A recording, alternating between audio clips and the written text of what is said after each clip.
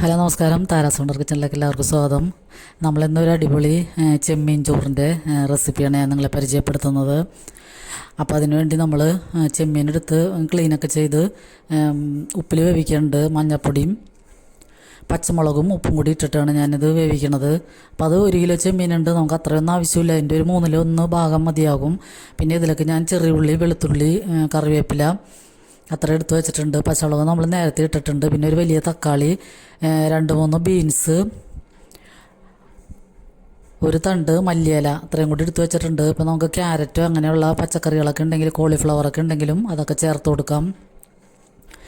അപ്പോൾ അടിപൊളി ടേസ്റ്റ് ആയിരിക്കും. അപ്പോൾ നമുക്ക് പാനടപ്പത്ത് വെച്ച് ചൂടാകുമ്പോൾ വെളിച്ചെണ്ണ ഒഴിച്ചാൽ മതിയാകും. വെളിച്ചെണ്ണ ഒഴിച്ചിട്ട് നമുക്ക് ഉള്ളിയൊക്കെ ഞാൻ ക്രഷ് ചെയ്താണ് എടുത്തേക്കണത്. അപ്പോൾ അത് ഉള്ളിയും വെളുത്തുള്ളിയും കറിവേപ്പിലയും കൂടി ക്രഷ് ചെയ്തതിന് ശേഷം നമുക്ക് വെളിച്ചെണ്ണയിലേക്ക് ഇട്ട് കൊടുക്കാം. എന്നിട്ട് നമുക്ക് 1 ടീസ്പൂൺ നെയ്യും കൂടി ചേർത്ത് കൊടുക്കാം. അപ്പോൾ ഇങ്ങനെ നമ്മൾ ചെമ്മീൻ ചോറൊക്കെ വെക്കുമ്പോൾ നല്ല ടേസ്റ്റ് ഉണ്ടാവണമെങ്കിൽ നെയ്യ് ചേർത്ത് കൊടുക്കണം. അപ്പോൾ 1 ടീസ്പൂൺ മതിയാവും, കൂടുതലാവരുത്. അപ്പോൾ അതും കൂടി ഉള്ളിയൊക്കെ വഴറ്റുമ്പോൾ നല്ല ടേസ്റ്റ് ആയിരിക്കും. അപ്പോൾ നമുക്കതിലേക്ക് ആവശ്യത്തിനുള്ള ഉപ്പും കൂടി ചേർത്തിട്ട് ഒന്ന് വഴന്ന് നന്നായിട്ട് മൂത്ത് വരുമ്പോൾ നമുക്ക് പൊടികൾ ചേർത്ത് കൊടുക്കാം. ഇതിനധികം പൊടികളുടെ ഒന്നും ആവശ്യമില്ല. ഒരു 3/4 ടീസ്പൂൺ മുളക് പൊടി, 1/2 ടീസ്പൂൺ മഞ്ഞൾപ്പൊടി, പിന്നെ 1 ടീസ്പൂണോളം ഗരം മസാലപ്പൊടി, അത്രയാണ് ഞാൻ ചേർത്ത് കൊടുക്കുന്നത്. എന്നിട്ട് നമുക്കിതൊന്ന് നന്നായിട്ട് വഴറ്റിയെടുക്കാം. പിന്നെ അത് കഴിഞ്ഞിട്ട് നമ്മൾക്ക് നന്നായിട്ട് വന്ന് കഴിയുമ്പോൾ നമുക്ക് തക്കാളിയും ബീൻസും കൂടി അരിഞ്ഞ് വെച്ചേക്കണം കൂടി ചേർത്ത് കൊടുക്കാം.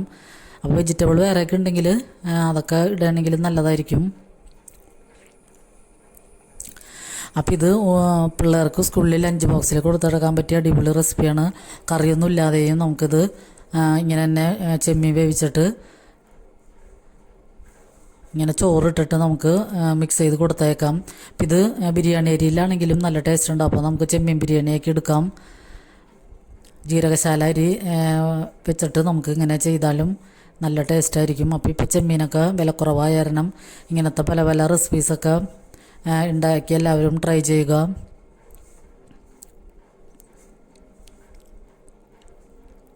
അപ്പോൾ ഞാൻ ചെമ്മീൻ്റെ റെസിപ്പി കറി വയ്ക്കുന്നതും ചെമ്മീൻ മുളക് ചേർക്കണതൊക്കെ ആയാലും ഞാൻ ഇതിക്ക് മുമ്പ് വീഡിയോകൾ ഇട്ടിട്ടുണ്ട്.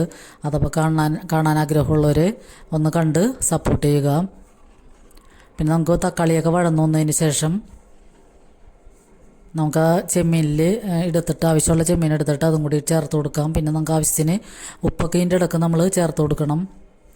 എന്നിട്ട് നന്നായിട്ട് ആ ഗ്രേവിയൊക്കെ ചെമ്മീനിൽ പിടിക്കണവരെ ചെറുതിയിലിട്ടിട്ടൊന്ന് മിക്സ് ചെയ്യാം. അതിനുശേഷം നമുക്ക് ചോറ് ചേർത്ത് കൊടുക്കാം. ഞാനിവിടെ ഞങ്ങൾ മട്ടേരിയാണ് ഉപയോഗിക്കണം, അപ്പോൾ അത് തന്നെയാണ് ചേർത്ത് കൊടുത്തേക്കണത്. അപ്പോൾ അതിട്ടിട്ടൊന്ന് മിക്സ് ചെയ്യാം. അപ്പോൾ ഇങ്ങനത്തെ ചോറാകുമ്പോൾ നമുക്ക് വേറെ സ്പെഷ്യൽ കറികളുടെ ഒന്നും ആവശ്യമില്ല. മീൻ പൊരിച്ചതിൻ്റെയോ തോരൻ്റെയോ ഒന്നും ആവശ്യമില്ല. ഇതും ഒരു അച്ചാറും കൂടി ഉണ്ടെങ്കിൽ, ഞങ്ങളിപ്പോൾ വെളുത്തുള്ളി അച്ചാറും ഇങ്ങനെ ഈ ചെമ്മീൻ ചോറും കൂടിയാണ് കഴിച്ചത്. അപ്പോൾ നല്ല അടിപൊളി ടേസ്റ്റായിരുന്നു. അപ്പോൾ ഇത് വലിയവർക്കും പിള്ളേർക്കും ഒക്കെ കഴിക്കാൻ ഇഷ്ടമുള്ളൊരു ചോറാണ്. അധികം എരിവൊന്നുമില്ല. അപ്പോൾ എല്ലാവരും റെസിപ്പീസൊക്കെ ഒന്ന് ട്രൈ ചെയ്ത് നോക്കുക. അപ്പോൾ വീഡിയോ കണ്ട് ലൈക്ക് ചെയ്യാനും ഷെയർ ചെയ്യാനും സബ്സ്ക്രൈബ് ചെയ്യാതെ കാണുന്നവരുണ്ടെങ്കിൽ സബ്സ്ക്രൈബ് ചെയ്ത് സപ്പോർട്ട് ചെയ്യണം.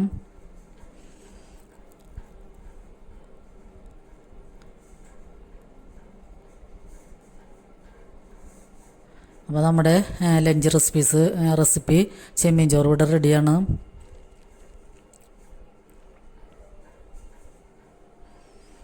അപ്പോൾ നിങ്ങൾക്ക് ഈ വീഡിയോ ഇഷ്ടമായെങ്കിൽ ഫ്രണ്ട്സിനൊക്കെ ഷെയർ ചെയ്ത് കൊടുക്കാൻ മറക്കരുത്.